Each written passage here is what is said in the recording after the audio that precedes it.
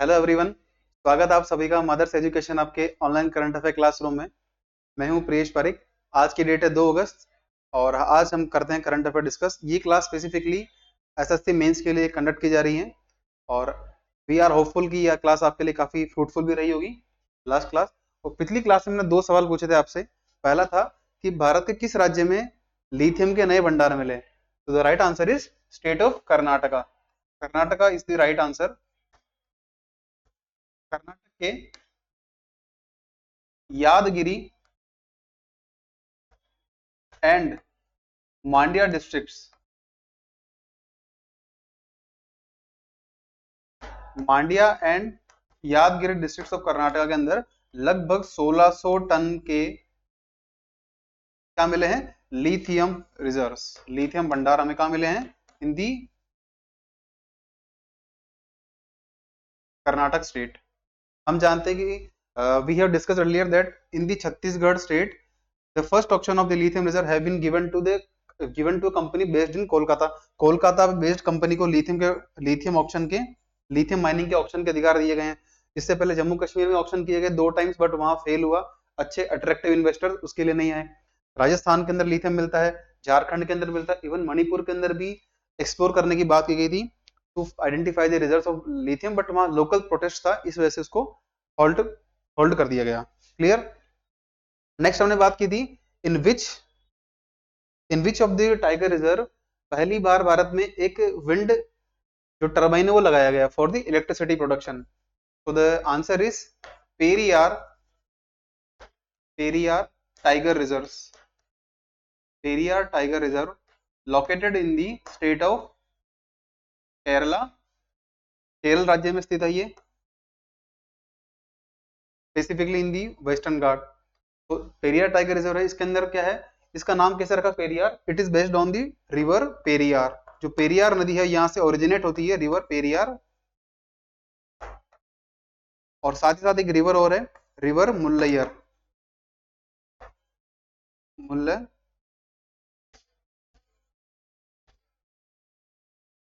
River मुल्लैयार एक river और है जो कि इस टाइगर रिजर्व से फ्लो करती है। दो रिवर है, river Periyar and river Mullaiyar. Next is कि यहाँ पर ये जो टाइगर रिजर्व है, पेरियार टाइगर रिजर्व, यहाँ बनाया गया है इंडिया का फर्स्ट विंड टर्बाइन। पवन ऊर्जा से संचालित होगा because we need electricity for the live tracking and live monitoring of the wild animals. जो हमारे वन्य जीव हैं उनकी लाइव ट्रैकिंग के लिए कि कहाँ घूम रहे हैं, किस तरह का है, उसके लिए हमें क्या चाहिए, इलेक्ट्रिसिटी। और वो कहाँ से मिलेगी हमें, विंड पावर से। अब तक मिल रही थी सोलर पावर से, बिकॉज वहाँ हैवी रेनफॉल और जो क्लाउडी कंडीशंस है उस वजह से दिक्कत आ रही थी। क्लियर। यहाँ कुछ स्पीसीज हैं जो काफी फेमस हैं। क्या मिलती, एक तो मिलता है नीलगिरी ताहर, नीलगिरी ताहर। नेक्स्ट मिलता है यहाँ पे lion tailed macaque, lion tailed macaque. और एलिफेंट मिलते हैं और टाइगर तो मिलते ही हैं यहाँ पे। ध्यान रखिएगा, केरल में 2 टाइगर रिजर्व हैं, भारत में कुल 55 है, केरल में 2 टाइगर रिजर्व हैं। पहला तो है पेरियार और सेकंड इज पेराम्बिकुलम। पेराम्बिकुलम पेराम्बिकुलम टाइगर रिजर्व, ये कहाँ है, it is located in the Kerala state. जो सबसे बड़ा है केरल का, फर्स्ट नंबर पे पेरियार है और सेकंड नंबर पे पेराम्बिकुलम टाइगर रिजर्व है। आई होप यहाँ तक क्लियर होगा। चलिए हमारी क्लास शुरू करते हैं आज with the first question, which is about an initiative. One DAE, one subscription is launched by the which of the following organization? और किसने किया ये? So it has been launched by an organization namely Department of Atomic Energy। जो department of atomic energy, परमाणु ऊर्जा विभाग, इसके द्वारा शुरू किया गया है। इसमें साफ दिख रहा है डीई का मतलब डिपार्टमेंट फॉर एटॉमिक एनर्जी। अगर किसी को नहीं भी पता है तो थोड़ा भी अगर दिमाग लगाए तो यहाँ से वो आइडेंटिफाई अपना आंसर कर सकता है। क्लियर। अच्छा, अब ये क्यों न्यूज में आगे हम पढ़ेंगे। 3 ऑप्शंस आपके सामने दिए गए। RBI Reserve Bank of India, इसकी स्थापना कब हुई थी, in the year 1935। Clear. Second option है फूड कॉर्पोरेशन ऑफ इंडिया, भारतीय खाद्य निगम, इसकी स्थापना होती है, it was established in the year 1965 through by Government of India. अब नाबार्ड का हमने पढ़ा था, it was established on in the year 1982 on the basis of recommendation of B Sivaraman committee as well as are NABARD act of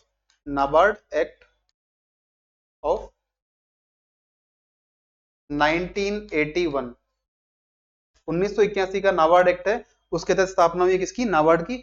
FCI जो 1965 के अंदर बनता है, आगे हम पढ़ेंगे इसके बारे में। आरबीआई 1935 के अंदर बनता है, और जो हमारा डिपार्टमेंट ऑफ एटॉमिक एनर्जी, इसके द्वारा लॉन्च किया गया 1 DAE 1 सब्सक्रिप्शन। देखिए इसका ऑब्जेक्टिव क्या है, पहले देखते हैं इसका लॉन्च कहाँ किया। It was launched in the Tata at the Tata memorial hospital of Mumbai. Mumbai का टाटा मेमोरियल हॉस्पिटल है, वहां पर इसकी शुरुआत की गई। देखिए इसका मतलब क्या है, अगर कोई भी साइंटिस्ट जो इंडिया में साइंटिफिक रिसर्च में अपना इन्वॉल्वमेंट रखते हैं, अगर वो लेते हैं सब्सक्रिप्शन, उससे क्या एडवांटेज होगा, जो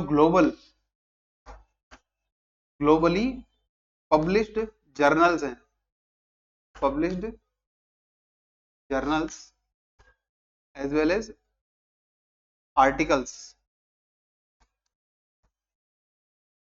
वी आर अवेयर ऑफ कि if you want to excel in the research and development we need some kind of references. उसके लिए क्या है, अगर किसी और देश में अच्छी रिसर्च की गई है पर्टिकुलर सेक्टर में, तो उसके अगर हमारे पास जर्नल्स, वहाँ के लेख और आर्टिकल्स मिल जाएं, इससे क्या होगा, हमें एक हेल्प मिलेगी। तो ये शुरुआत की गई है डिपार्टमेंट ऑफ एटॉमिक एनर्जी से, एज वेल एज इसकी कुल यूनिट्स और सब यूनिट्स हैं, टोटल 60 यूनिट्स हैं। इसके लिए एक यूनिफाइड प्लेटफॉर्म होगा जिसमें कोई भी पर्सन रीड और पब्लिश कर सकता है। रीड और पब्लिश का एक्सेस रहेगा उसको, national as well as the international research papers as well as the scientific journals. विश्व के किसी कोने में किसी प्रकार की रिसर्च हुई है, अगर उसके बारे में हमें रेफरेंस चाहिए, तो डिपार्टमेंट ऑफ एटॉमिक एनर्जी ने एक इनिशिएटिव शुरू किया है 1 DAE 1 subscription, which will aim to share resources digitally and work collectively across all units. जिसकी कुल 60 यूनिट्स हैं, अलग अलग शाखाएं हैं। तो उनके लिए क्या एडवांटेजेस है कि अगर ये सब्सक्रिप्शन किसी को मिल जाता है, तो रिसर्च में अल्टीमेटली हमें एडवांटेज ही मिलेगा। क्लियर। एक संस्था पढ़ी हमने, food Corporation of India, FCI, भारतीय खाद्य निगम। देखिए ये क्या है, पब्लिक सेक्टर अंडरटेकिंग है, मतलब भारत सरकार का एक उपक्रम है जिसकी स्थापना हुई थी under the food corporation act of 1964। खाद्य निगम अधिनियम 1964 का है, 1964 का, इसके अंडर स्थापना होती इन ईयर 1965। क्लियर। और ये किस मिनिस्ट्री के अंदर आता है, it comes under the ministry of consumer affairs, food and public distribution. उपभोक्ता मामला, खाद्य एवं सार्वजनिक वितरण मंत्रालय के तहत जो संस्था काम करती है हमारी एफसीआई। ये इसकी स्थापना कब हुई है, it is established in the year 1965। वर्तमान चेयरमैन कौन है, मिस्टर अशोक कुमार मीणा इसके चेयरमैन हैं। क्लियर। अब एक हमने बात की थी डिपार्टमेंट ऑफ एटॉमिक एनर्जी, जिसने ये इनिशिएटिव शुरू किया है, तो थोड़ा उनके बारे में पढ़ लेते हैं। तो it was setup under the prime minister's office, प्रधानमंत्री के अधीन इस विभाग की स्थापना की गई है थ्रू ए प्रेसिडेंशियल ऑर्डर, राष्ट्रपति के आदेश द्वारा। अगस्त 1954 में, 3 अगस्त 1954 को department of atomic energy means परमाणु ऊर्जा विभाग की स्थापना की गई। इसका बेसिक ऑब्जेक्टिव क्या है, it is the primary mandate of this department is to excel in the research and development of atomic energy throughout the nation. Next हम बात करते हैं एटॉमिक एनर्जी कमीशन की, परमाणु ऊर्जा आयोग। ये आयोग क्या बनाया गया, ये बनाया गया इन द ईयर 1958, 1 मार्च 1958 को स्थापना की गई है, with the full executive and financial power, means it will frame the policies। क्या होगा, जो एटॉमिक एनर्जी कमीशन है, इसकी जिम्मेदारी होगी परमाणु ऊर्जा क्षेत्र में किस प्रकार से सरकार अनुसंधान करे, किस प्रकार से आगे अपने इनोवेशन को बढ़ावा दे, ऊर्जा किस प्रकार से हम सेव कर सकें, उसके रिगार्डिंग जो पॉलिसी बनाई जाएगी, नीति बनाई जाएगी, it will be recommended by the atomic energy commission. परमाणु ऊर्जा आयोग तो करेगा रिकमेंडेशन, साथ ही साथ atomic energy department of atomic energy है, वो उसे करेगा इम्प्लीमेंट। विभाग की स्थापना हुई इन ईयर 1954 और आयोग बनाया 1958 के अंदर। क्लियर। अच्छा, एक चैटबॉट है सेवा, आर्टिफिशियल इंटेलिजेंस पावर्ड चैटबॉट सेवा is launched by which of the following entity. Bharat में एक ही सेवा नाम का एक चैटबॉट है। Chatbot means if a person visits this platform he can interact with the computer processed system. Computer का सिस्टम होगा जिसमें क्या है, कोई व्यक्ति जिस प्रकार से आप किसी एक पर्सन से, एक व्यक्ति से सवाल पूछते हैं, सेम उस तरह पूछेंगे, जवाब देगा आपको। राइट। अच्छा, 4 ऑप्शन है आपके सामने। पहला है नेशनल हाउसिंग बैंक, देखिए हमने कुछ दिन पहले पढ़ा था राष्ट्रीय आवास बैंक का। कि इसकी स्थापना हुई थी, और इसका एक इंडेक्स भी है, रेजिडेक्स, जो बताता है कि भारत के विभिन्न शहरों में औसत एवरेज जो प्राइस चेंज हो रहे हैं रेजिडेंशियल हाउस के अंदर वो कितना है वो बताता है। सेकंड आरबीआई है। तीसरा है SEBI, Securities and Exchange Board of India, भारतीय प्रतिभूति विनिमय बोर्ड। चौथा है हमारे पास नाबार्ड। क्लियर। हम देखिए एनएसबी के बारे में पढ़ चुके हैं, आरबीआई के बारे में हमने इतना डिटेल में नहीं पढ़ा है, नाबार्ड के बारे में पढ़ चुके हैं। हम पढ़ते हैं थोड़ा सेबी के बारे में, because it has been launched by the SEBI, Securities and Exchange Board of India.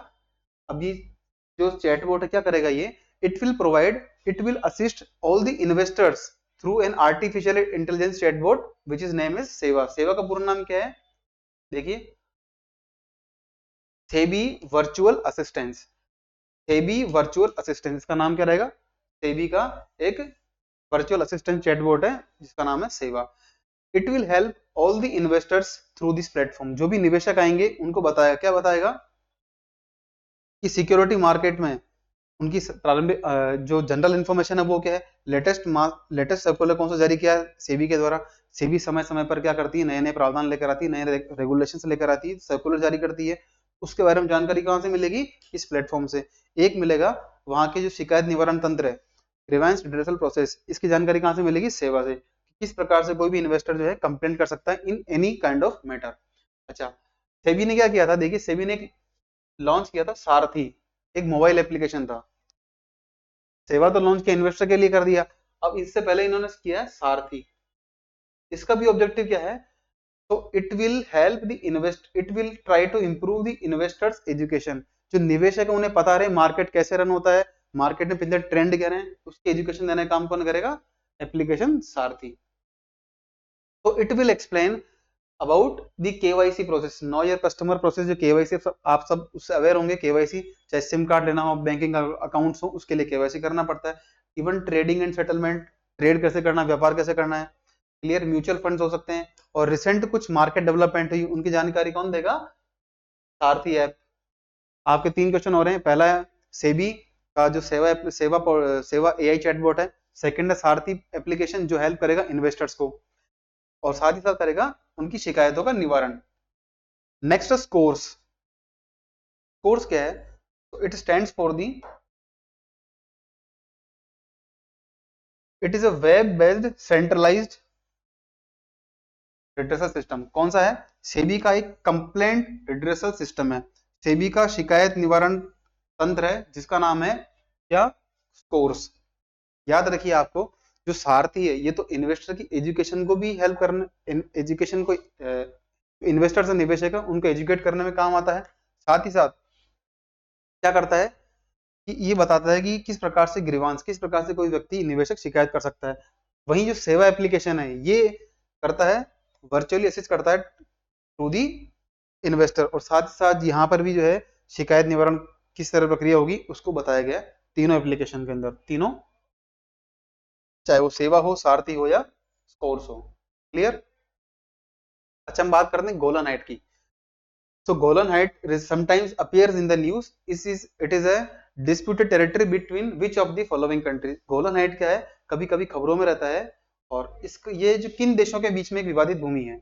आपके सामने 4 ऑप्शन है। ये मिडिल ईस्ट का एक रीजन है गोलन हाइट, ये काफी न्यूज में रहता है due to the war between Israel and Hamas. अब आपको बताना है कि इसमें राइट ऑप्शन क्या है। तो देखिए इसका राइट आंसर है option D, which is Syria and Israel. Israel और सीरिया के मध्य लैंडलॉक्ड पार्ट है जो कि डिस्प्यूटेड है। अच्छा हम थोड़ी बात करते हैं, अभी हम करेंगे सिर्फ डिस्कस इसको क्वेश्चन को, और इन डिटेल आफ्टर, जब हमारे सारे क्वेश्चन हो जाएंगे उसके बाद एक ब्रीफ में इजराइल और पैलेस्टीनियन इश्यू को हम डिस्कस करने वाले हैं। क्लियर। तो it is a basaltic plateau. तो ये हमारा गोलन हाइट है, ये एक बेसाल्टिक पठार है, बेसाल्ट से बना पठार है। किसके मध्य है, ये तो रहा देश सीरिया, इधर तो है सीरिया और इस तरफ है इजराइल। क्लियर। तो देखिए गोलन हाइट जो है सीरिया और इजराइल के मध्य एक डिस्प्यूटेड टेरिटरी है फ्रॉम दी डेकेड्स, राइट। और अब हम बात करें थी कहाँ अवस्थिति क्या है, जो सीरिया की राजधानी है दमेस्कस, उसके करीब 60 किलोमीटर साउथ वेस्ट में, इधर राजधानी है दमेस्कस, ये रही, के 60 किलोमीटर दक्षिण पश्चिम की ओर स्थित है।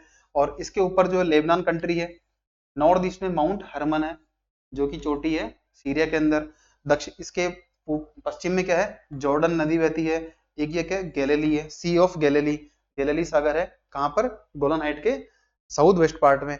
दक्षिण में क्या है, जॉर्डन देश है, ईस्ट में क्या है, सीरिया, याद रखिएगा, ईस्ट राइट में ईस्ट में सीरिया है, वेस्ट में इजराइल, और गोलन हाइट के जॉर्डन रिवर बहती है इसके पास से, सी ऑफ गैलिली, दक्षिण में जॉर्डन है, ऊपर की तरफ देखें तो लेबनान है, और नॉर्थ ईस्टर्न पार्ट के अंदर क्या है, माउंट हरमन है, और उसके ऊपर सीरिया की राजधानी दमस्कस है। क्लियर।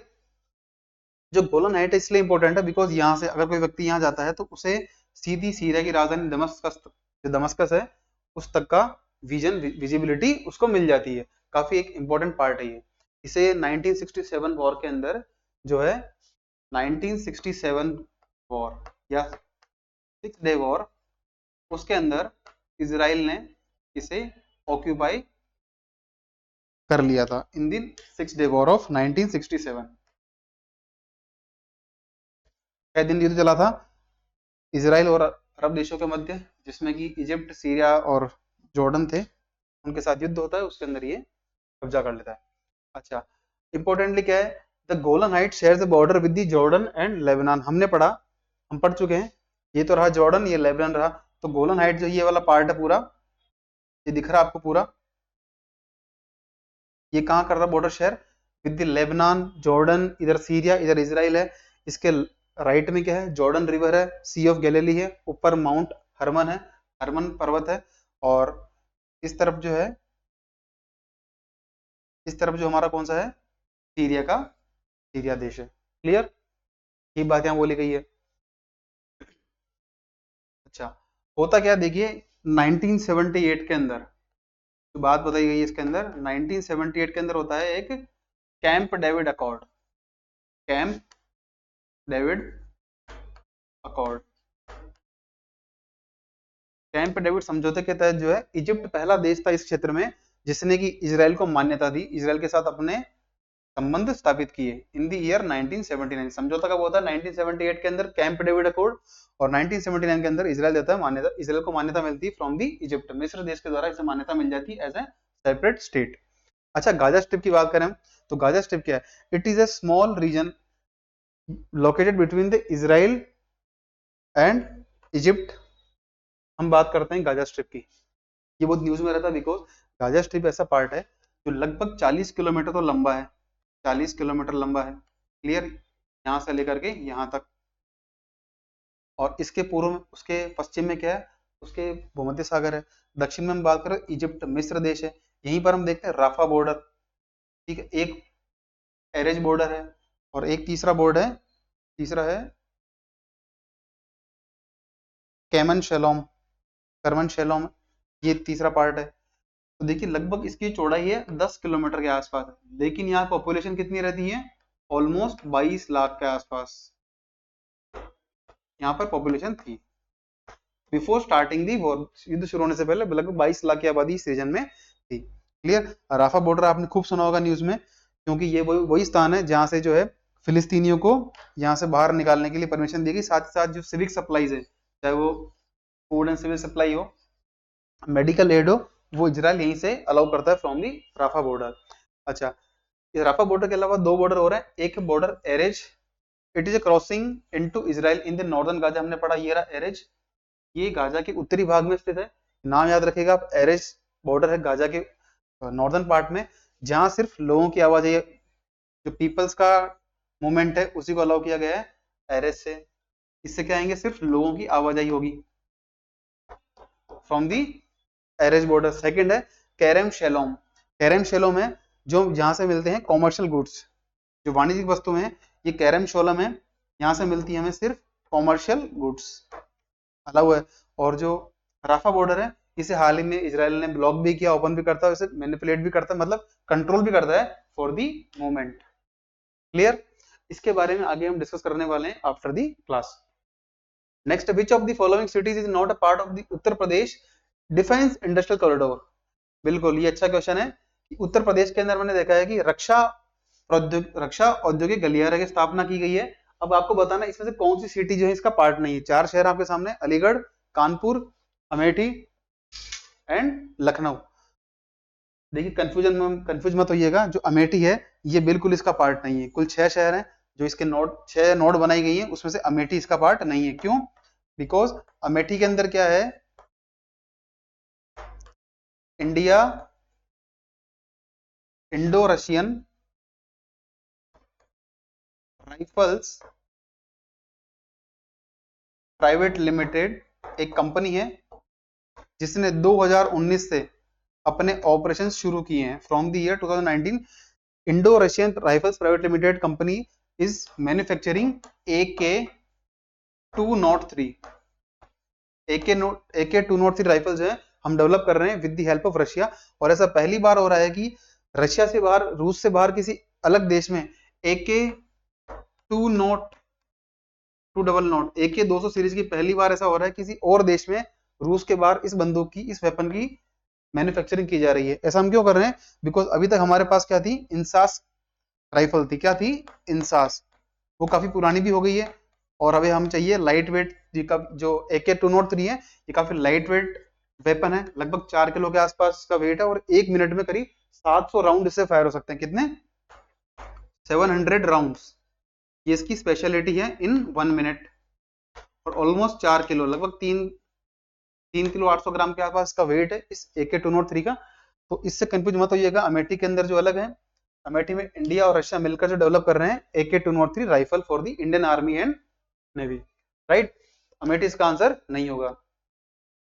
अब हम बात करते हैं डिफेंस कॉरिडोर की, रक्षा गलियारा क्या होता है। तो a defence corridor sometimes refers to a route or path along which the domestic manufacturing companies like MSMEs, even government defense PSUs and private entities are established for the production of the defense goods। तो रक्षा संबंधी हमारे पास goods हैं, defence goods क्या हो सकते हैं, weapons हो सकते हैं, बॉम्ब्स हो सकते हैं, कई प्रकार की डिवाइसेस हो सकती हैं, वो डेवलप की जाती हैं पर्टिकुलर रीजन के अंदर। गलियारा मतलब ऐसा नहीं कि कोई गली है, इसका मतलब है कुछ सिटीज को जोड़ा जाएगा। मान लीजिए कोई रीजन है, ए पॉइंट है, ये बी पॉइंट है, इससे कहा गया डिफेंस कॉरिडोर। मतलब इसके आसपास जो भी प्रोमिनेंट सिटीज होगी जहां पे हमें इंफ्रास्ट्रक्चर को बूस्ट करके डिफेंस के प्रोडक्शन को बढ़ावा देना है, तो वहां करेंगे थ्रू दी डिफेंस कॉरिडोर। कुल 6 सिटीज हैं उत्तर प्रदेश की जो कि इसके अंदर पार्टिसिपेट कर रही है, इंक्लूड की गई है in the Uttar Pradesh defence corridor. इसका बेसिक ऑब्जेक्टिव क्या है? इसका बेसिक ऑब्जेक्टिव है कि इंडियन एयरफोर्स, इंडियन जो डिफेंस फोर्सेज है और एरोस्पेस है, इनकी हमारी ऑपरेशनल कैपेबिलिटी यानी परिचालन जो क्षमता है इसको बढ़ावा देना, और साथ ही साथ इंडिया से डिफेंस एक्सपोर्ट को बूस्ट करना। डिफेंस सेक्टर के अंदर भारत का बने सेल्फ रिलायंट यानी आत्मनिर्भर बने। तो क्या हुआ कि 2018-19 का बजट था, उसमें डिसाइड किया गया that government of India will establish 2 defence corridor, one in the Uttar Pradesh, another in is Tamil Nadu. तो यूपी गवर्नमेंट के द्वारा, सॉरी यूपी स्टेट के अंदर एक संस्था है UP Uttar Pradesh expressways industrial development authority के द्वारा जो ये प्रोजेक्ट है, कौन सा? Uttar Pradesh defence industrial corridor UPDIC, इसको इंप्लीमेंट किया जा रहा है। 6 शहर कौन से? अलीगढ़, आगरा, कानपुर, चित्रकूट, झांसी और लखनऊ। ये आप इसके अंदर इजीली देख सकते हैं इस फोटो के अंदर। ये रहा अलीगढ़, ये रहा आगरा, ये रहा झांसी, ये कानपुर, लखनऊ और चित्रकूट। कुल 6 शहर हैं जो किसका पार्ट है? यूपी के डिफेंस कॉरिडोर का। इस तरह से जुड़ जाएगा ये। क्लियर? नेक्स्ट हम बात करते हैं तमिलनाडु की। तमिलनाडु के अंदर भी एक डिफेंस इंडस्ट्रियल कॉरिडोर है, रक्षा औद्योगिक गलियारा है, जो कौन इंप्लीमेंट कर रहा है? Which is being implemented by the Tamil Nadu industrial development corporation limited, TIDCO। इसकी नोडल एजेंसी जो इंप्लीमेंट करने वाली है। इसमें कुल 5 nodes, means 5 cities are connected in the project. पहला है Coimbatore, second Tiruchirappalli, third Salem, fourth Chennai और फिफ्थ है होसूर शहर। ध्यान रखिएगा ये किसी भी एग्जाम के अंदर पूछे जा सकते हैं और ये 2019 से ही इंप्लीमेंट किया जा रहा है प्रोजेक्ट हमारा। कौन सा? जो डिफेंस इंडस्ट्रियल कॉरिडोर का प्रोजेक्ट है। 5 शहर है, होसूर, चेन्नई, सैलेम, कोयम्बटूर और तिरुचिरापल्ली। क्लियर? आई होप यहां तक सब क्लियर होगा आपको। नेक्स्ट हम बात करते हैं स्पोर्ट्स से। कि who won the title of Formula One race Hungarian grand Prix. Hungary के अंदर ग्रैंड प्री होती है, Formula One race, racing champion है कार का, वो जीता किसने इस बार। आपके सामने चार ऑप्शंस हैं, चारों चारों इसी के मतलब इसी फील्ड से संबंध रखते हैं। Oscar Piastri, Louis Hamilton, George Russell, max वर्स्टपेन। देखिए इसका राइट आंसर है ऑस्कर पियास्त्री। ये ऑस्ट्रेलियाई खिलाड़ी हैं जिन्होंने इस बार वर्तमान में इसको जीता है। तो the Australian formula one racer Oscar Piastri secured his first victory at the Hungarian grand prix in 2024। जो लुई हैमिल्टन है उनका ध्यान रखिएगा, इन्होंने जीता है Belgian grand pre. Hungarian grand pre जीता किसने है, ऑस्कर पियास्त्री ने। और जो बेल्जियन ग्रैंड प्री है वो जीता है हमारे लुई हैमिल्टन ने। जीता किसी और ने था बट किसी और रीजन से इनको विनर घोषित किया गया है। हुआ क्या था, एक प्लेयर है जॉर्ज रसेल, इनका नाम ऑप्शन में मिलेगा आपको। जो जॉर्ज रसेल हैं, इन्होंने क्या किया, अपनी कार का वेट कम कर लिया, लाइट वेट अंडरवेट कार को इस्तेमाल किया टू विन द रेस, और इसलिए इन्हें किया गया डिस्क्वालीफाइड। और जीतता कौन है फिर, लुई हैमिल्टन, जो कि हार चुके थे फर्स्ट टाइम।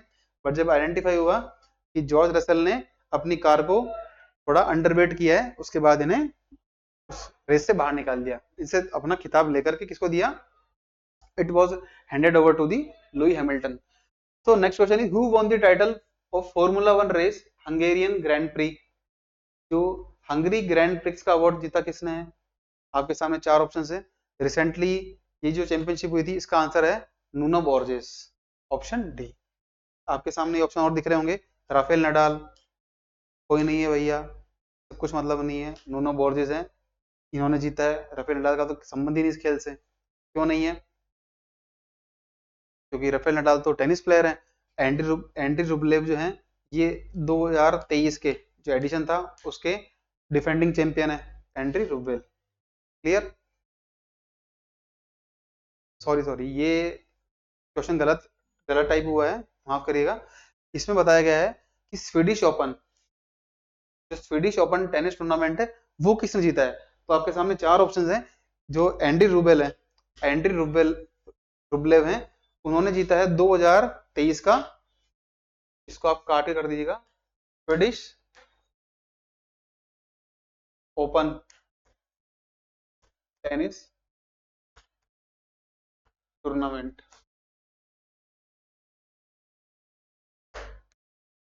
ये किसने जीता है, तो जीता है हमारे नूनो बोर्जेस ने जीता है। क्लियर, एंड्री रुबलेव जो है ये डिफेंडिंग चैंपियन है, he is the defending champion of Swedish open tennis tournament. Rafael Nadal जो है इनको हराया है किसने, नूनो बोर्जेस ने। अच्छा, तो Swedish open tennis won by the Nuno Borges of Portugal defeating spans Rafael Nadal. जो स्पेन के खिलाड़ी राफेल नडाल है, इनको हराकर कौन जीते, पुर्तगाल के खिलाड़ी नूनो बोर्जेस, इन्होंने जीता है Swedish open tennis tournament. Clear, और नूनो बोर्जेस का ये पहला एटीपी टू टाइटल है, और पुर्तगाल के सेकंड खिलाड़ी हैं जिन्होंने ये टाइटल जीता हो आफ्टर दी जाओ सूसा। क्लियर, अच्छा, अब राफेल नडाल जो है इनके पास वर्ल्ड रिकॉर्ड है। राफेल नडाल के पास क्या है, राफेल नडाल के पास जो है 22 ग्रैंड स्लैम टाइटल्स है। कितने, ही ऑन 22 ग्रैंड स्लैम टाइटल्स। काफी बड़ा एक वर्ल्ड रिकॉर्ड है जो टूटना मुश्किल है। और साथ ही साथ इनके पास क्या है, 14 जो है रोला गैरो, या कह ले French open titles. French open का दूसरा नाम है रोला गैरो। इसके कितने अवार्ड हैं, कुल 14 टाइटल्स है किसके पास, राफेल नडाल के पास। और हाल ही में जो है इन्हें किसने हराया है, पुर्तगाल के खिलाड़ी नूनो बोर्जेस ने इनको हराया है in the Swedish open tennis tournament. Clear, next question है who has become the first female medical officer in the Indian army to be deployed at the Siachen glacier. जो हमारा सियाचिन बैटलफील्ड है, वहां पर हाल ही में किस महिला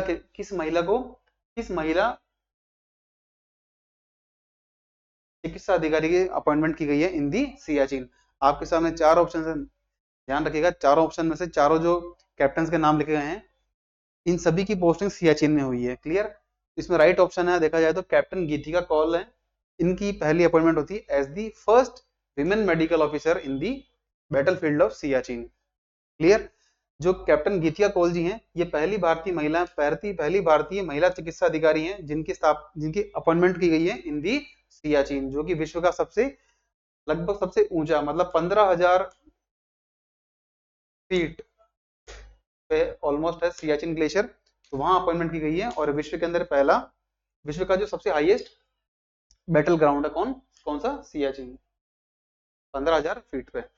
अच्छा, नेक्स्ट हम बात करें, कैप्टन फातिमा भी थी यहाँ पर, कैप्टन फातिमा वसीम।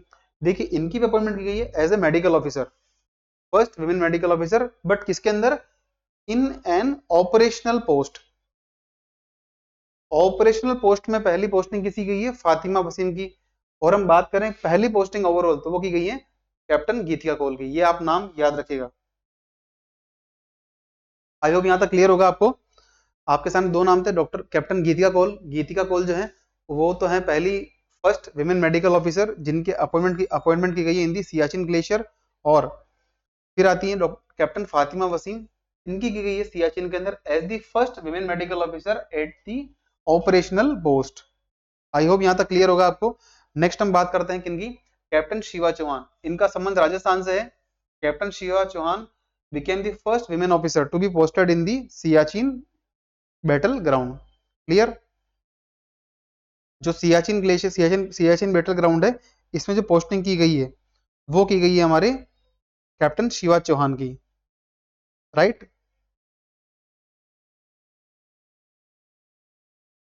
ये की गई थी मार्च 2023 के अंदर। और इनके बाद की गई है कैप्टन सुप्रीता सीटी की। हाल ही में इनकी पोस्टिंग की गई है। इनका संबंध है मैसूर से। और she is the second Indian army women officer और first from the army air defence corps to be operationally deployed at the Siachen. ध्यान रखिएगा, अलग अलग अपॉइंटमेंट सारी हैं। जो पहली अपॉइंटमेंट की बात की हमें डॉक्टर कैप्टन गीतिका कौल की, ये पहली फर्स्ट विमेन मेडिकल ऑफिसर है जिन्हें अपॉइंट किया गया इन दी सियाचिन। और फातिमा वसीम है, ये फर्स्ट विमेन मेडिकल ऑफिसर है जिन्हें ऑपरेशनल पोस्ट पर जो है अपॉइंट किया गया at the Siachen. Right? Next हम बात करें कैप्टन शिवा चौहान की। तो captain Shiva Chauhan became the first women officer to be deployed at the Siachen glacier in the March 2023। और इनकी अपॉइंटमेंट जो है जुलाई 2024 में हुई है किनकी? सुप्रीता सिटी की। और पहली पोस्टिंग हुई है in the army air defence corps. और वैसे अगर देखा जाए तो ओवरऑल सेकंड महिला है। हम थोड़ी बात कर लेते हैं सियाचिन के बारे में। देखिए, सियाचिन ग्लेशियर है, ये न्यूज में आ चुका है, तो पढ़ लेते थोड़ा सा इसको। जो सियाचिन ग्लेशियर है, ये क्या है? लद्दाख के अंदर सिचुएटेड है। In the Ladakh at the height of almost 15,000 feet. 15,000 feet की ऊंचाई पर लद्दाख का ग्लेशियर अवस्थित है। अगर हम ओवरऑल बात करें तो ये भारत का और विश्व का सबसे हाईएस्ट और सबसे अधिकतम ऊंचाई पर बैटल फील्ड है, युद्ध क्षेत्र है। और अगर वैसा देखा जाए तो ये सबसे बड़ा सेकंड लार्जेस्ट ग्लेशियर है।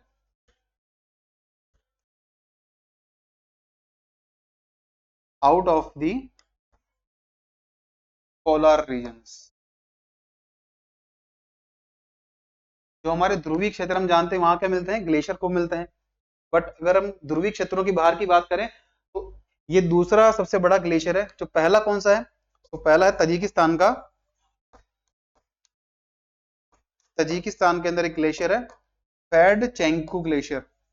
पैडचेंकू ग्लेशियर, ये सबसे बड़ा ग्लेशियर माना जाता है apart from the polar region. ध्रुवीय क्षेत्रों के बाहर जो ग्लेशियर्स मिलते हैं, सबसे बड़ा तो है हमारा तजिकिस्तान का पैडचेंकू ग्लेशियर। और सेकंड नंबर पे हमारा इंडिया का सियाचिन ग्लेशियर। जो सियाचिन ग्लेशियर है 1984 में इसको ऑक्यूपाई करने के लिए to retain the control over it, Indian Army carried out an operation Meghdoot. Operation Meghdoot चलाया गया था in the year 1984 to retain or to occupy or to have the control of India over the illegally occupied region of glacier Siachen. यहाँ से क्या होता है, नुब्रा नुब्रा नदी जो है, नुब्रा रिवर, ये ओरिजिनेट होती है कहाँ से, सियाचिन ग्लेशियर से। ये हमारे सारे काम की बात जो हमने डिस्कस कर ली about the Siachen glacier. Next question है, recently Shiksha Saptah was celebrated by the ministry of education in which of the week of July. जुलाई महीने के अंदर शिक्षा सप्ताह मनाया गया बाय दी शिक्षा मंत्रालय। तो बताइए किस सप्ताह के अंदर, किस सप्ताह के अंदर मनाया गया था। तो इसका राइट आंसर है फोर्थ वीक। ये हुआ था from 22 to 28 of July. Recently celebrate किया गया है in the last week of July. अच्छा, हुआ क्यों ऐसा, हम आप सब जानते हैं 2020 में मिनिस्ट्री ऑफ एजुकेशन, शिक्षा मंत्रालय के द्वारा एक नई शिक्षा नीति जारी की गई थी, न्यू एजुकेशन पॉलिसी। तो उसी की मतलब अचीवमेंट के लिए सरकार ने ये सेलिब्रेशन किया था अलोंग विद द शिक्षा सप्ताह, जो चलने वाला है एक वीक तक फ्रॉम 22 टू 28 ऑफ जुलाई।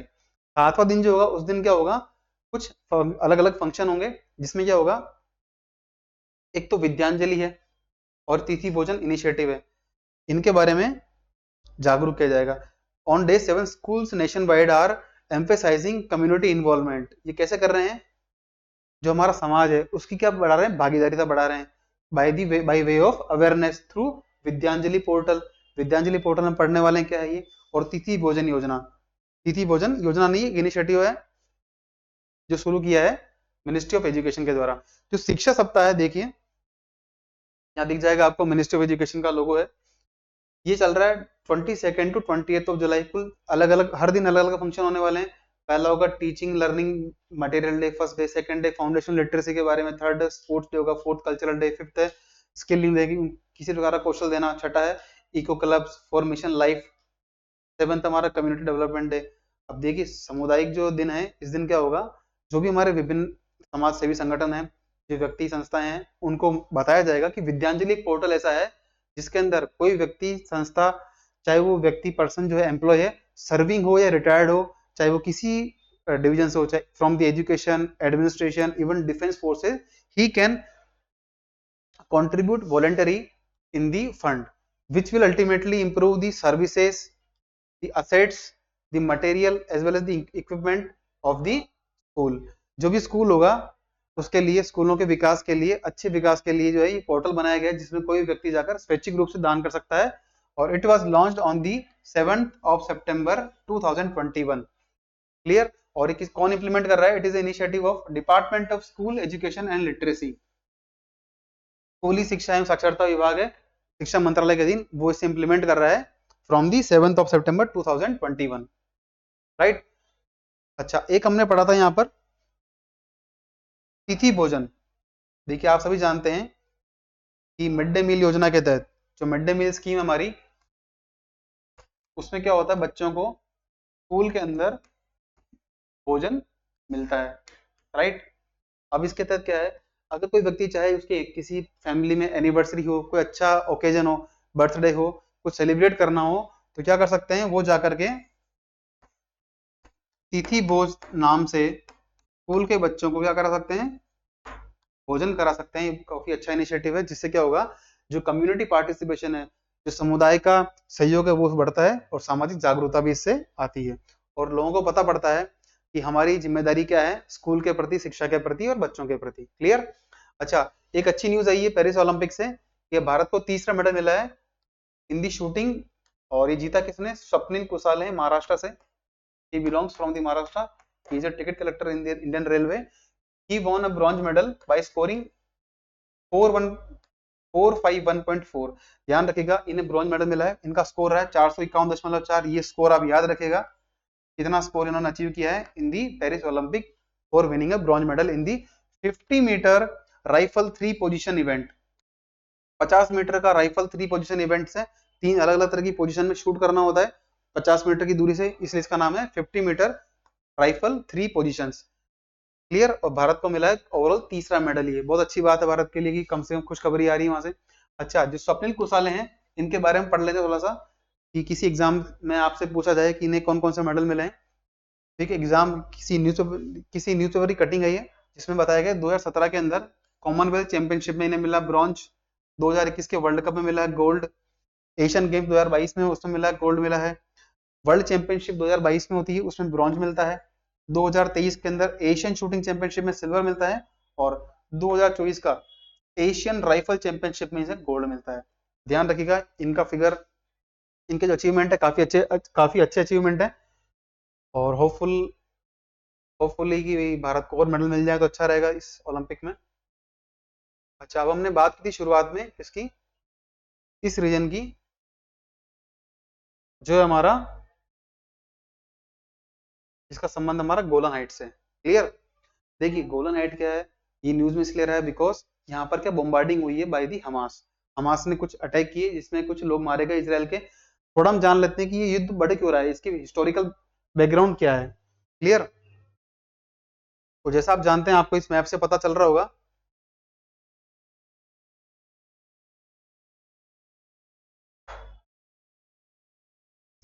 इस मैप से आपको हल्का सा आइडिया लग जाएगा कि हम किस लोकेशन की बात कर रहे हैं और इवेंचुअली हो क्या रहा है इस रीजन में।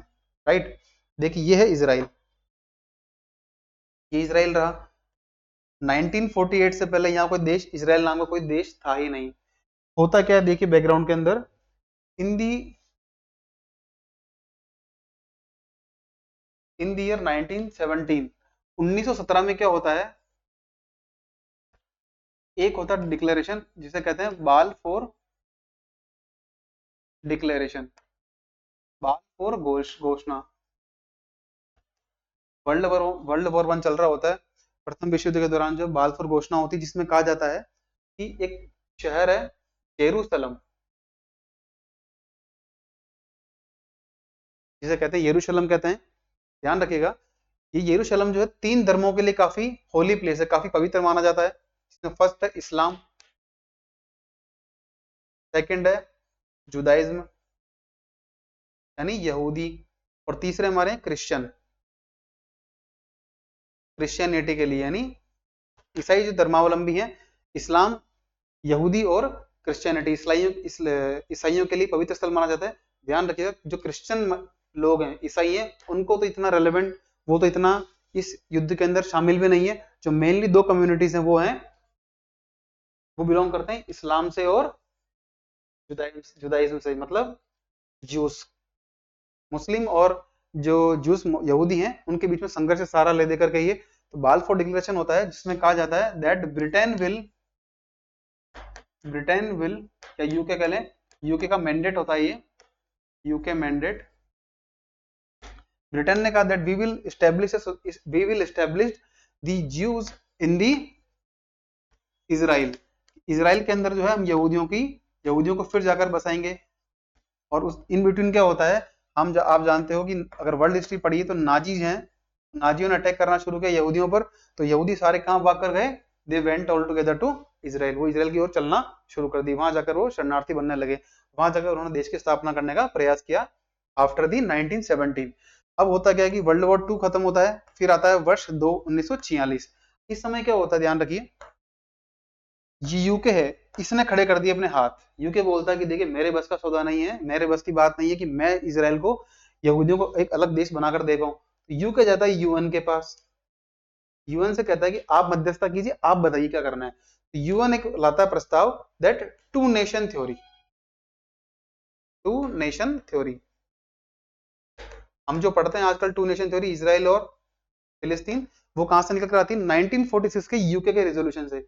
इसका यूके का क्या आया था, एक रिजोल्यूशन आया था, रिजोल्यूशन, ज्यादा डिटेल के अंदर हम नहीं जाएंगे, रिजोल्यूशन 181। इसके तहत बात की गई कि जो है यहूदियों के लिए और अरब अरब लोगों के लिए इस दो देश बनाए जाएंगे, एक तरफ रहेंगे यहूदी, एक तरफ रहेंगे हमारे मुस्लिम लोग यानी अरब के लोग। क्लियर? यहां तक तो बात ठीक थी। अब क्या होता है देखिए आप, अब होता है 1948 में आते, इन दी ईयर 1948 आप लोकेशन देखिएगा, ये इजराइल है, इसके पास इधर इजिप्ट है, क्या है, Egypt, Egypt, Jordan, Syria, Lebanon और इराक, इराक भी है, तो ये उसकी लोकेशन इधर नहीं, इसकी इधर लोकेशन इधर है, इधर लोकेशन है। तो क्या होता है 1948 के अंदर जो सारी अरब कंट्रीज हैं क्या करती हैं, लेबनान, इराक, सीरिया, जॉर्डन और इजिप्ट, ये सभी देश हमला करते हैं किसके ऊपर, अटैक करते हैं ऑन दी इजराइल। क्यों, क्योंकि 1948 के अंदर एक व्यक्ति आते हैं, उनका नाम मुझे याद नहीं आ रहा है, उन्होंने बोला कि we are a free nation. उसके बाद क्या होता है कि इस दर से लेबनान, इराक, सीरिया, जॉर्डन और इजिप्ट हमला करते हैं किसके ऊपर, इजराइल के ऊपर, लेकिन उन्हें कोई खासी उपलब्धि हासिल नहीं होती है, इनको, इन सभी देशों को, राइट। फिर आती बात, फिर बात चल जाती है 1967 के अंदर। देखिए 1967 के अंदर क्या होता है, क्योंकि जो 1948 के अंदर युद्ध होता है ना, इसमें एडवांटेज ये होता है कि इजराइल के पास कुछ हिस्सा कब्जा लेता है इजराइल। होता क्या है कि हमने पढ़ा कि 1946 का, जो 1946 में यूके का यूएन का प्रस्ताव आता है टू नेशन थ्योरी का, तो यूएन कहता है कि कुछ हिस्से में रहेंगे यहूदी, कुछ में रहेंगे अरब लोग, तो वो कहीं ना कहीं एरियाज को, बाउंड्री को डिमार्केट करते हैं यूएन के द्वारा, संयुक्त राष्ट्र के द्वारा। अब क्या होता है 1948 में जब युद्ध होता है ये, इसमें क्या होता है, इजराइल जो है वो थोड़ा एरिया कब्जा लेता है किनका, ये उनका अरब लोगों का, राइट। अब बात आती है 1967 तक। इस समय क्या होता है 1967 के अंदर, एक होता है 6 डे वॉर, जिसमें क्या होता है इजिप्ट, जॉर्डन और Syria, Egypt, Jordan and Syria, ये करते हैं अटैक किसके ऊपर, इजराइल के ऊपर। आई होप यहां तक क्लियर होगा। ये रही कंट्रीज, इजिप्ट, जॉर्डन और सीरिया, ये तीनों करते हैं अटैक किसके ऊपर, इजराइल के ऊपर, इन द ईयर 1967। अब 6 दिन चलने वाला युद्ध है ये, 6 डेज वॉर। अब ये बड़ा डिसाइसिव वॉर है इन दी कंप्लीट इजराइल फिलिस्तीन वॉर के संदर्भ में। तो 1967 के अंदर क्या होता है, इजराइल को बड़ी मिलती है जीत। कैसे, अब आप देखिए, ये हमने देखा गाजा स्ट्रिप, है ना। तो होता क्या है 1967 वॉर के अंदर, क्या करता है Gaza, Gaza strip, West Bank, Sinai peninsula,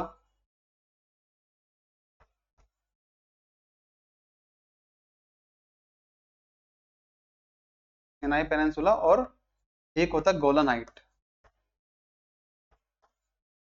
Israel को बड़ी जीत मिलती है, क्योंकि क्या होता है, इजराइल क्या करता है, अटैक करता है इन सभी देशों की एयर फोर्सेस के ऊपर, उनके जो एयर फोर्स है काफी डैमेज करता है। उसके बाद इजराइल क्या करता है, इजराइल ऑक्यूपाई दी गोलन हाइट्स, राइट। यहाँ पे गाजा स्ट्रिप है, गाजा स्ट्रिप को ऑक्यूपाई कर लेगा, और करेगा वेस्ट बैंक को कर लेगा, और करेगा Gaza strip, West Bank, Sinai peninsula जो कि इजिप्ट का भाग है उसे कर लेगा, और गोलन हाइट, 4 प्लेसेस जो है इन्हें कर लेगा ऑक्यूपाई। तो मतलब कहीं ना कहीं इजराइल तो एडवांटेज में रहा है, और जो अरब देश है उन्हें हुई करारी हार होती 1967 के अंदर। क्लियर। अब इसके बाद क्या होता है 1973 के अंदर, 19 in the year 1973, the date was 6th of October 1973, the day was Yom Kippur. देखिए होता क्या है,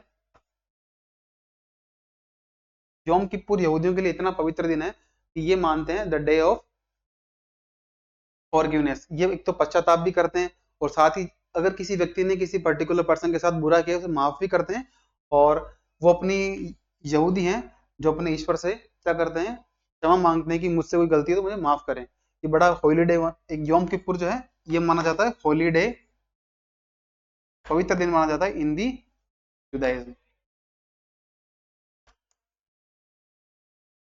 क्लियर। अब इस दिन क्या होता है, सीरिया और इजिप्ट ये करते हैं अटैक, सीरिया प्लस इजिप्ट। अब देखिए अटैक क्यों करते हैं आप समझिए। सीरिया का तो क्या कब्जा लिया था, सीरिया का लिया था गोलन हाइट। हमने पढ़ा था कि ये किसके बीच में डिस्प्यूट है, सीरिया और इजराइल के बीच में। और सिनाई पेनिनसुला किसका लेता है, ये इजिप्ट का, राइट। और वेस्ट बैंक गाजा स्ट्रिप लेता है हमें किससे, पैलेस्टीनियन से। आई होप यहां तक क्लियर होगा। अब क्या होता है, सीरिया और इजिप्ट करते हैं अटैक इसके अंदर, योम किप्पुर वॉर के अंदर। हालांकि शुरुआत में इजराइल की डिफीट होती है, बट बाद में धीरे धीरे जाकर के इजराइल जो है काउंटर अटैक करके कंडीशन को मैनेज कर लेता है। अच्छा, इसके बाद क्या होता है, 1978 के अंदर होता है एक अकॉर्ड, एक समझौता होता है जिसे कहते हैं camp David accord. Camp David समझौता कब होता है, ये आप डेट याद रखिए, 1978 के अंदर होता है कैंप डेविड अकॉर्ड। जिसमें क्या होता है, आप जानते हैं कि इजिप्ट का जो मिस्र का हिस्सा सिनाई पेनिनसुला है, सिनाई प्रायद्वीप है, वो कर लेता है किस, उसका उस पर अधिकार होता है किसका, इजराइल का। तो इजराइल को, इजिप्ट को अक्ल लगती है कि यार अगर इजराइल से लड़ेंगे और तो जो जमीन बची वो भी ले लेगा ये। तो कैंप डेविड अकॉर्ड होता है 1978 के अंदर, और उसमें क्या होता है, इजिप्ट का जो सिनाई पेनिनसुला है, सिनाई प्रायद्वीप है, Sinai peninsula, it was given back to the Egypt. Israel क्या करता है, इजराइल कहता है कि देखिए अगर आप हमें रिकॉग्नाइज करते हैं, if you give recognition to state of Israel, यहूदी देश इजराइल को मान्यता मिलती है, तो क्या होता है, हम आपको जो है क्या देंगे, आपका जो हमने एरिया कब्जाया है, कौन सा, सिनाई पेनिनसुला, वो हम आपको लौटा देंगे। और यही होता है, सिनाई पेनिनसुला मिल जाता है इजिप्ट को, और इजराइल को मिलता है रिकॉग्निशन, मान्यता मिल जाती है। ये पहला अरब देश था 1978 में, कौन, इजिप्ट में, जिसने मान्यता दी इजराइल को as a separate state, right. अच्छा, अब क्या होता है, बात पहुंचती है 1987 के अंदर। यहाँ पे क्या होता है, यहाँ बनता है हमास। हमास एक संस्था है जो कि मुस्लिम ब्रदरहुड है, मुस्लिम ब्रदरहुड एक संस्था है इन दी इजिप्ट, मिस्र की संस्था है मुस्लिम ब्रदरहुड, उसका एक रेडिकल ब्रांच है हमास। इसकी स्थापना होती है 1987 में, और ये साफ बोलते हैं that we are not happy with the Camp David accord, और कहते हैं कि हम जो है इनका एक, कि हमास,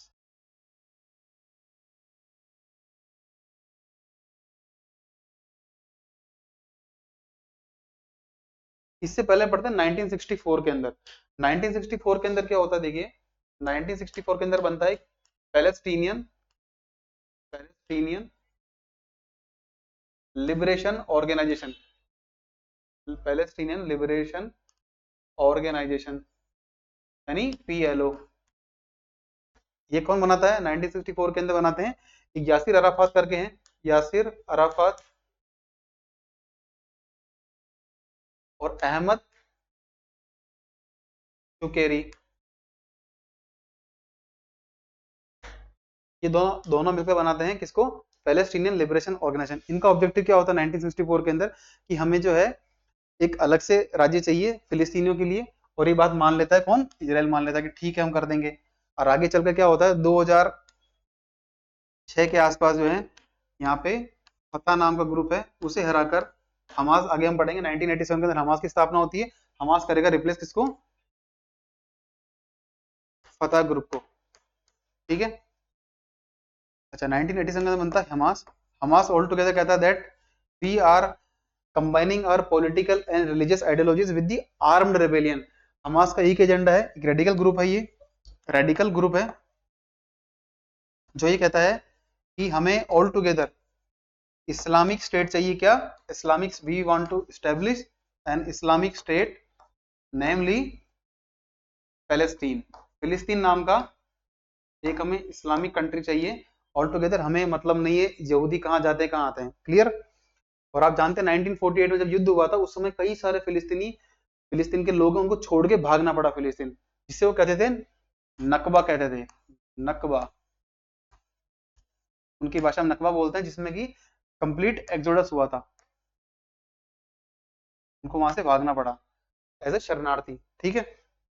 ये हमने बात कर ली। अब इसके बाद होता है 1993 के अंदर होता है ओस्लो अकॉर्ड, 1993 में होता है ओस्लो अकॉर्ड।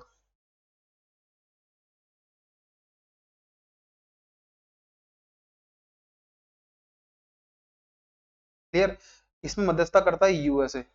कौन करता है, it was mediated by the USA. US चाहता है कि इस रीजन में शांति बनी रहे, तो इसराइल जो अरब देश है उनको साथ लाके एक टेबल पे लाके बोलता है कि चलो मान लो एक समझौता करते हैं जिसमें कि आप शांति बनाए रखना। इसके बाद ये तय होता है कि जो पीएलओ है वो 5 इयर्स के लिए ट्रांजिशनल गवर्नमेंट बनाएगा in the Gaza strip as well as the West Bank. Clear. West Bank क्यों बोलते हैं? जॉर्डन रिवर जो बहती है, हमने देखा था मैप में, ये रही जॉर्डन रिवर, ये रिवर जॉर्डन है, इसके क्या है वेस्ट में, तो इसे बोलते हैं वेस्ट बैंक। क्लियर।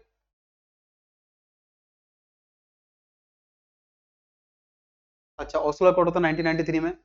और फिर बात पहुंची, देखिए धीरे धीरे चलते क्या होता है, साल आता है 2006 के आसपास। 2006 के अंदर क्या होता है, पीएलओ के अंदर, जो पीएलओ संस्था है, पैलेस्टीनियन लिबरेशन ऑर्गेनाइजेशन, ये चुनाव हार जाती है, डिफीटेड बाय हमास। क्योंकि होता क्या, 1993 का ओस्लो अकॉर्ड होता है, इसमें क्या करता है, इसमें इजरायली मान्यता देता है, जो पीएलओ है, एक ही PLO is a legitimate representative of the Palestinian, जो फिलिस्तीनी लोग हैं उनका एक वैध प्रतिनिधित्व कौन करता है, पीएलओ करता है। यानी फिलिस्तीन मुक्ति संगठन जो है एक वैध संस्था है। साथ ही साथ ये कहता है कि गाजा, गाजा स्ट्रिप और वेस्ट बैंक, इन दोनों से क्या करेंगे हम, धीरे धीरे हमारी जो सेनाएं हैं उससे पीछे खींच लेंगे, gradually gradually Israel will withdraw from the Gaza strip and West bank, but ऐसा होता नहीं इवेंचुअली आगे जाके। क्लियर। इसमें ना तो ये बात की जाती है कब तक उसका मिलिटराइजेशन किया जाएगा, कब तक नॉन मिलिटराइजेशन किया जाएगा in the Gaza strip and West Bank. तो बात पहुंची सन 2006 के आसपास। 2006 के अंदर क्या होता है, पीएलओ हार जाता है और हमास बनाता है अपनी government in the West bank. Hamas बनाता है वेस्ट बैंक में और गाजा स्ट्रिप में। क्लियर। एक बात और है, 1993 1995 का अकॉर्ड होता है, 1995 का ओस्लो अकॉर्ड होता है।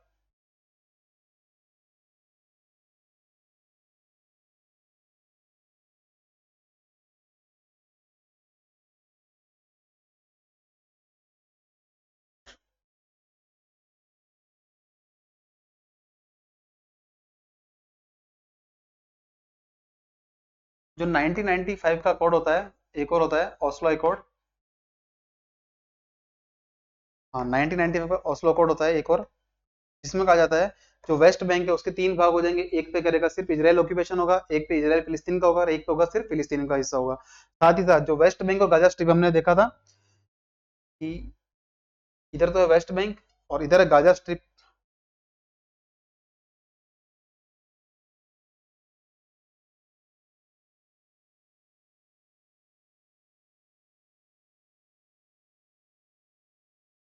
राइट। तो ये गाजा स्ट्रिप और ये वेस्ट बैंक है, कहाँ रहा, ये रहा वेस्ट बैंक और ये गाजा स्ट्रिप। इन दोनों के बीच में क्या होगी, पैसेज होगा, ताकि फिलिस्तीनी लोग कहाँ से कहाँ जा सके, गाजा स्ट्रिप से जा सके वेस्ट बैंक की ओर, वेस्ट बैंक से कहाँ से आ सके, कहाँ आ सके, गाजा स्ट्रिप की ओर। ये बात की गई थी 1995 के Oslo accord. Oslo accord second हुआ था इसके अंदर, ओस्लो अकॉर्ड सेकंड, ये आप ध्यान रखिएगा।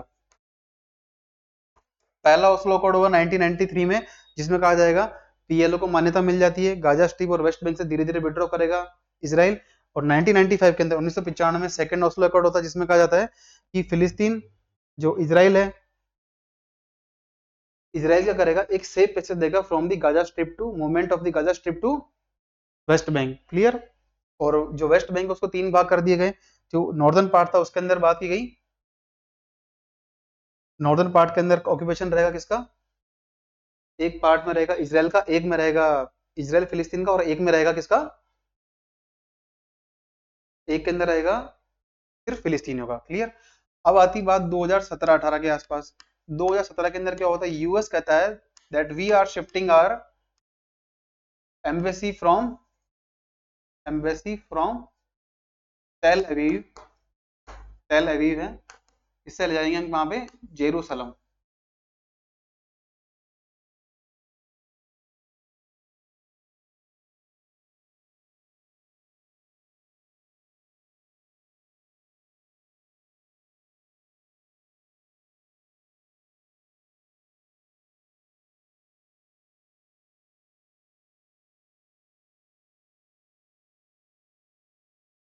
देखिए गाजा स्ट्रिप में ये है ईस्टर्न जेरूसलम, ईस्टर्न जेरूसलम को ऑक्यूपाई करता है यहाँ पर। क्लियर। नेक्स्ट हम बात करते हैं, हम बात 2017 के अंदर आते हैं, यूएस ने बोला कि हम एम्बेसी शिफ्ट कर रहे हैं फ्रॉम तेल अवीव टू जेरूसलम। और 2021 तक आते आते कंडीशन बिगड़ जाती है और हमास जैसे संगठन काफी एक्टिव हो जाते हैं। और आपको पता ही है 2023 में क्या होता है, 2021 के अंदर क्या होता है कि सॉरी 2023 के अंदर क्या होता है, हमास अटैक करता है ऑन इजराइल। इसका नाम होता है ऑपरेशन अल अक्सा फ्लड। होता क्या है 2021 के अंदर जो है इसराइल की जो इजरायली डिफेंस फोर्सेज हैं, इजरायली डिफेंस फोर्सेज आईडीएफ, वो जाती है अल-अक्सा मस्जिद के अंदर और हमास को लगता है कहीं ना कहीं उनके लोगों को वहां से डिपोर्ट किया जा रहा है। इस चक्कर में 2023 में आते आते 6 अक्टूबर को, आप जानते हैं 6 अक्टूबर को क्या था, हमने देखा था योम किप्पुर दिवस मनाते हैं यहूदी लोग। उसी दिन के उपलक्ष्य में 2023 में अटैक करता है हमास किसके ऊपर, इसराइल के ऊपर। और इसके जवाब के अंदर ऑपरेशन आयरन स्वॉर्ड ये चलाता है Israel to retaliate the Hamas attack. I hope यहाँ तक क्लियर होगा। इंडिया जो है ये इंडिया फेवर करता है टू नेशन थ्योरी को कि इसराइल भी होना चाहिए, पैलेस्तीन भी होना चाहिए। और इस क्लियर, आई होप यहाँ तक जो आपको लेक्चर है आज का इसराइल पैलेस्तीन इश्यू का थोड़ा ब्रीफ में समझ में आया होगा, आपको इसे इतना याद रखना है। और आज की क्लास यहीं समाप्त करते हैं। Thank you so much for being with us.